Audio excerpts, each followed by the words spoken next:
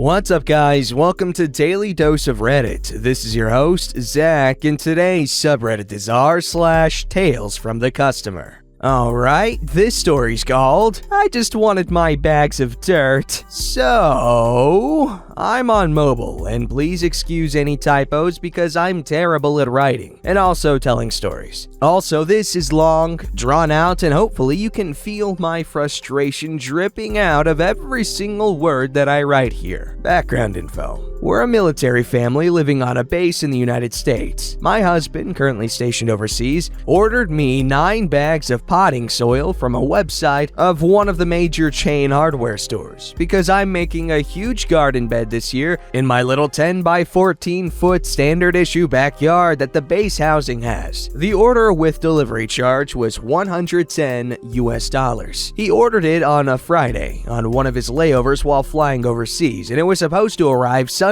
It didn't arrive, so I check the order status. It now says it will be delivered on Monday. I check again on Monday and says it was delivered that night at 8 p.m. Obviously, I didn't receive it. I was confused and a little pissed at this point since I really just wanted to start my garden. I vowed to call the 1-800 number super early in the next morning. Act 1. The transfers. I wake up, roll out of bed, dodging the grabby little hands of my 4- and 2-year-old boys, and get my phone. I call the number and it puts me through the automated system, and all that tells me is it's been delivered. Helpful. 1. So I demanded the robot give me a real person. It gave me a person finally, and I explained my situation. She, 2, transferred me to customer service at the store it was coming from. He, 3, transferred me to the delivery driver responsible for my delivery. He, 4, says, "What are you talking about? I'm several states away and I don't know anything about this delivery." He, 5, transferred me to the delivery driver at the store closest to me. He, 6, transfers me to the customer service desk in his store. The last transfer gave me an assistant manager, and he did a little bit of digging to figure it out and told me the delivery driver had loaded up my dirt and then never delivered it. Great! But he refunded me the $35 delivery charge for the inconvenience and told me it would be delivered by the end of the day. I told him that would be great. The end of the day rolls around and still nothing. The online tracker tells me it will be delivered the next day, Wednesday. Now, I consider myself a patient person, but I was pretty much at the end of it. So I put my boys to bed and call the 1-800 number again. I get the robot and it tells me my order has been delivered. I take a deep breath and prepare myself. Then I demand the robot give me a person. Act 2.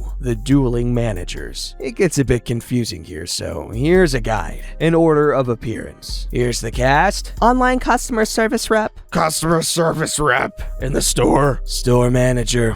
Online supervisor. Okay, the voice is subject to change, guys, because I don't know the... You get it. Okay. I get an online customer service rep. Well, this is just unacceptable. I'm gonna be here with you with every step of the way to figure this out for you. We're gonna call the store and get a manager. So she calls the store it was supposed to come from. I can tell she's just as pissed as I am that I was going through this. She was amazing and ready to go in there, swords drawn, banners flying for me. We get the store rep, and online rep asks her to get her manager. She sends us to the endless ringing cycle of doom, and after about 5 minutes of waiting, store rep hangs up and we call again. We get the same online rep as before. We just sat on that line for 5 minutes. Either we need to get a manager or you need to help us with this problem. "I'll page my manager." Enter store manager stage right. We explain the situation and she listens very carefully about the situation. I then mention that I live on a military base in state A. What? We're in state B, 13 hours away from there. I need to speak to your supervisor. Online rep gets her supervisor into it. Enter online supervisor stage left. Online supervisor is briefly brought up to speed about the situation because we're all confused as to why my online order was sent to store in state B when delivery address is in state A. As they're looking into it, I casually mention that my husband husband ordered it while on a layover. Light bulb. Wait, did your husband have a layover in State B? Yes, he did. Apparently, the automated system automatically sent the order to the store nearest to my husband at the time, which was in State B. So now we had to get it fixed. Their system doesn't allow them to simply transfer the order to a different store, so the store manager has to return my order. However, my husband strangely paid with PayPal, and she didn't get the option to return it to PayPal. She obviously couldn't give me store credit because when will I ever be able to spend $75 at a store 13 hours away from me? She had to cut me a check. A literal snail mail take it to the bank check. It will take 7 to 10 business days for me to get my refund. Well, I'm done here, so good luck, you guys. Obviously paraphrasing. She hangs up and the online supervisor has to complete a completely different order for me so I can finally get my soil. She gives me a $40 online gift card that she puts toward my purchase for me. It basically covers the shipping fee and the tax. It will be there Friday. I thank her and tell her what an amazing job Online Rep was doing and how I really appreciated her help. We hung up. Friday rolls around and nothing. The online tracker says it will be here on Saturday then. Whatever. I wait until Saturday, and about noon, the delivery driver pulls up and unloaded my 9 bags of dirt. I'm happy, and I thought that was it. It wasn't it. Act 3, the delivery driver. 2 days later, Monday, I wake up to my phone ringing. Here's the cast. Delivery driver. Online Rep 2. A second, significantly less helpful online representative, assistant manager. The same assistant manager as before in Act 1. Ma'am, I have your order here, but I can't get on the military base because I don't have my license. You need a valid license and be able to pass a background check to get on base, so no felonies. What are you talking about? I've already received my order. I don't know, but can you meet me off base so I can give you your order? No, I don't have a car big enough for 9 bags of potting soil. And I've already received my order. I'm calling to make sure I'm not being charged twice. So I call the 1-800 number. Again. I get Online Rep 2 and fill her into the situation and ask for a supervisor. Oh, you just need to call the store it's coming from and get them to figure it out. I can't see anything from my end. Bull crap. She didn't even try to connect me. I ask for the supervisor again, and she gives me another dookie excuse. Whatever. I hang up and call the store it's coming from. I get the same assistant manager as before, the one who refunded the original order's $35 delivery charge. I explain the situation to him and tell him I'm just trying to make sure I'm not being charged twice because I hadn't yet received my snail mail refund from the store in State B. After he confirms that I did not actually order 18 bags of dirt, he did a little digging. Apparently, the order that I had already received was the order my husband put in and had been canceled. The one that was trying to be delivered was the one that other store put in for me. Assistant manager told me he was just gonna cancel this delivery and, for the inconvenience, he was going to refund my $35 delivery charge. You know, after I had already been given a $40 gift card for the delivery charge by the online supervisor. I said thank you and have a great day. What a crap show. Edit. Several people have asked why I didn't pick up the soil myself instead of going through all this. I have 2 high energy boys under 4 all to myself since my husband is overseas. I don't have room in my car for 9 bags of dirt, and I have a hard time driving off post since we live in an area with crazy traffic and I have major anxiety when driving in traffic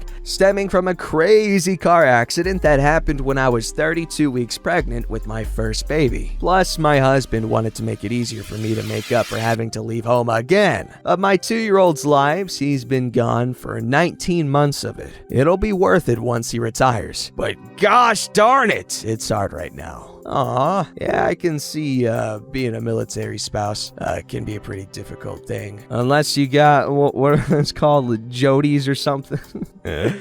Oh, man. Funny stuff. I love those memes. Anyway, yeah, that sounds ridiculous, but honestly, they were very accommodating, so what's the big deal? Other than the the endless number of transfers. I would scream. I would scream. There was a potentially fraudulent charge on my credit card, and I legitimately just didn't want to deal with it because I do not want to call customer service. Like, they were like, you got to call this number. I'm like, is it worth it? But don't worry, I did call because I figured it'll take less than 5 minutes. And you know what? It took like 3. It was still agonizing. And don't take that as me being afraid to talk to people, okay? I love talking to people. I talk to people all the time. I talk to random people. Like, it's fun, but not customer service.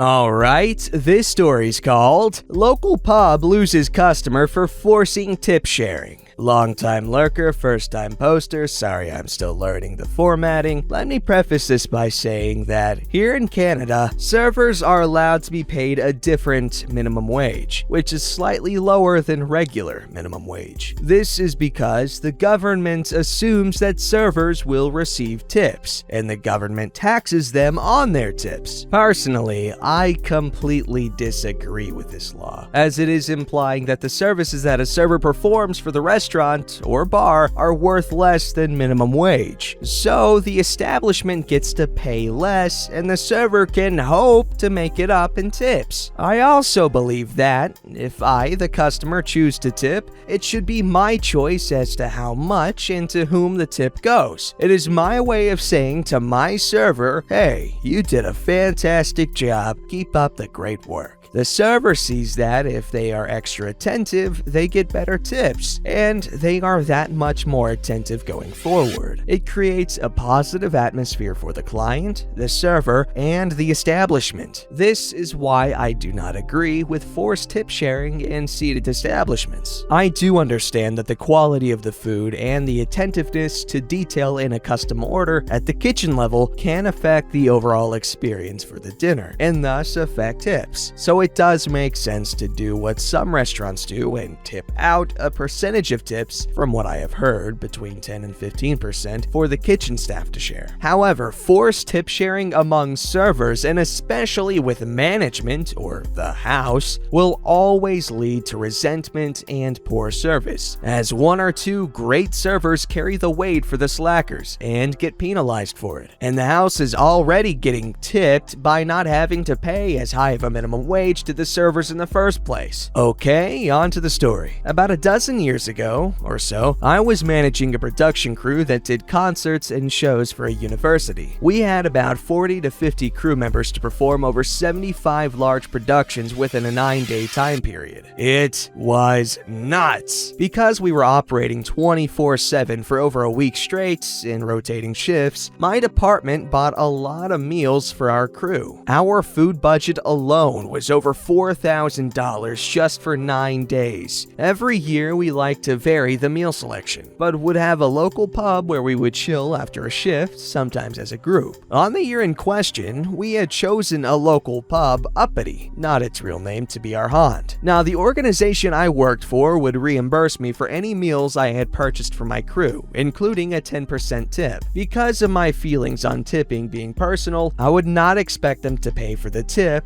just the meal. So I would put $0 tip on my credit card receipts and leave a cash tip, usually 20 to 35% for the server out of my own pocket. So one day we finished our shows early and I and my assistant went to Uppity's for some snacks and a brew. After we were there for a while, 2 other crew members who had the same idea popped in, so they joined us. Sure enough, 15 minutes later, 3 more walked in, and we all had a good laugh. Now my assistant and I had our food, and the other groups were at their own tables and had their own booze bills on the go. We decided to pull the tables together to socialize. I decided to order a platter of wings and a platter of nachos for all of us to share. I was expecting a bill around $80 for myself and my assistant, including the wings and nachos. Everybody else had their own bills. You have probably figured out where this is going by now. We all agreed that our server was fantastic and was deserving deserving of a large tip.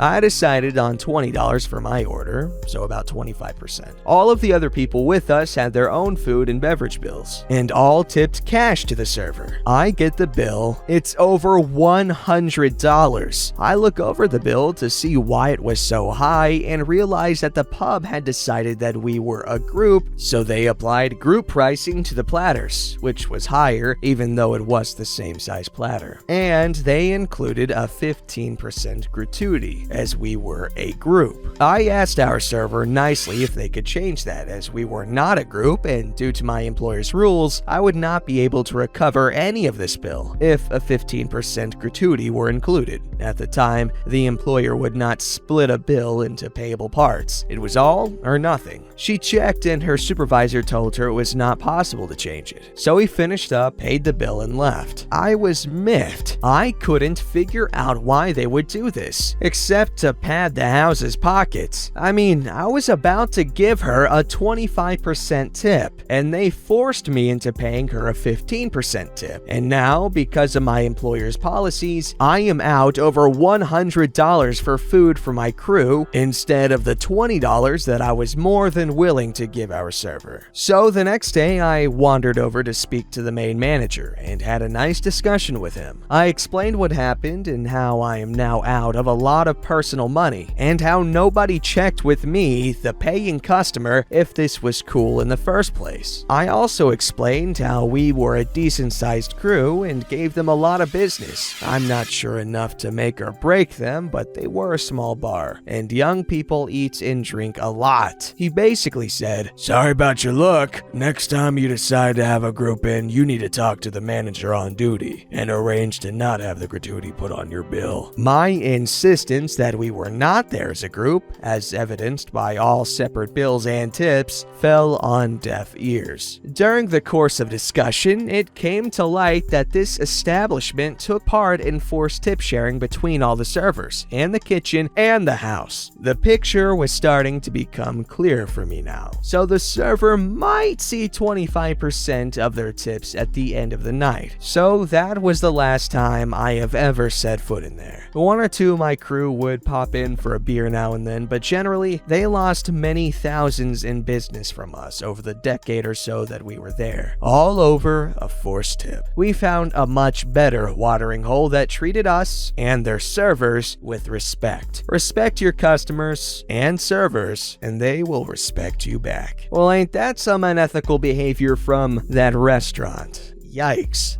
Don't forget to like, subscribe, and hit that bell to never miss an episode.